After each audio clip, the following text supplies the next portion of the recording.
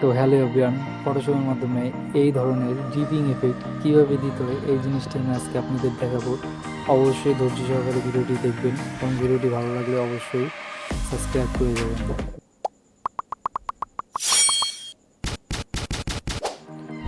সর্বপ্রথম আমরা ইমেজটিকে আনলক করব। এরপর আমরা ইমেজটির ব্যাকগ্রাউন্ডটি রিমুভ করব। প্রপার্টিজ থেকে রিমুভ ব্যাকগ্রাউন্ডে ক্লিক করে আমরা ব্যাকগ্রাউন্ডটি রিমুভ করব।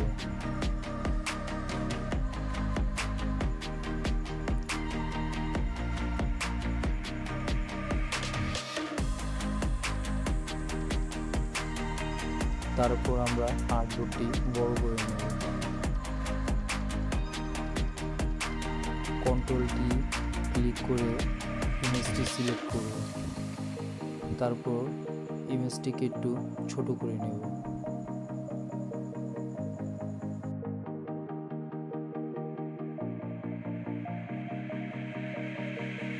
আমরা ইমেজটির ভিতরে যে ড্রিপিং ইফেক্টটি ব্যবহার করব সেটি এখানে নিয়ে আসব।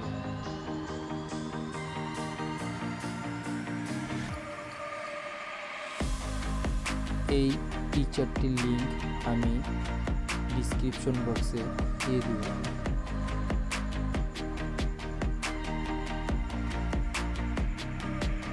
এখন সাদা ব্যাকগ্রাউন্ডটি রিমুভ করব।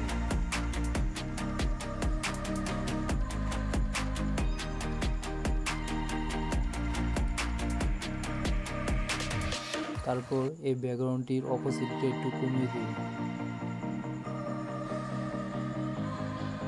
কন্ট্রোলটি ক্লিক করে ইমেজটি একটু ছোট করব।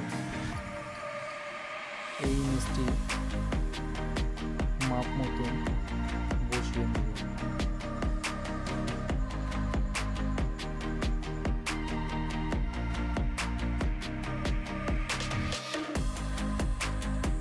এরপর তার অপোজিটটা বাড়িয়ে দেব। আমরা দ্বিতীয় নাম্বার লেয়ারটি সিলেক্ট করব।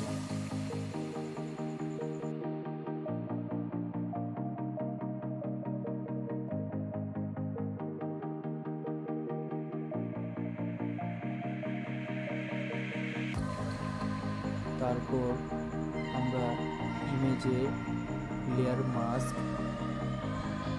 সিলেক্ট করব। সিলেক্টে গিয়ে ইনভার্সে ক্লিক করব।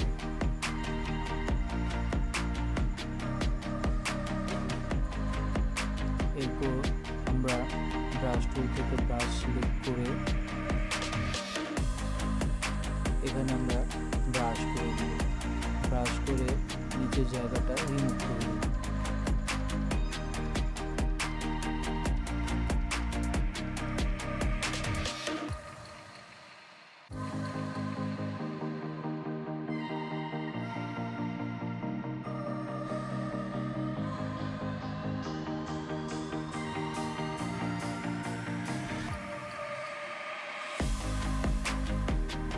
তারপর এটি আমরা ডিসিলেক্ট করব।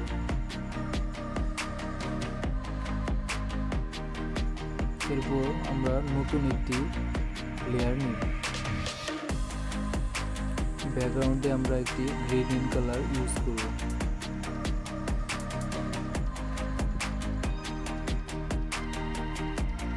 গ্রেডিয়েন্ট টুলস থেকে আমরা গ্রেডিয়েন্ট কালারটি দিয়ে দিব।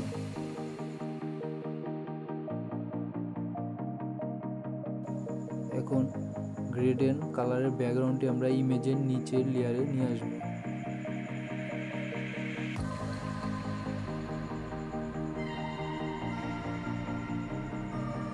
এরপর নতুন আরেকটি লেয়ার নেব। সেখানে আমরা একটি ড্রপ শ্যাডো ব্যবহার করব।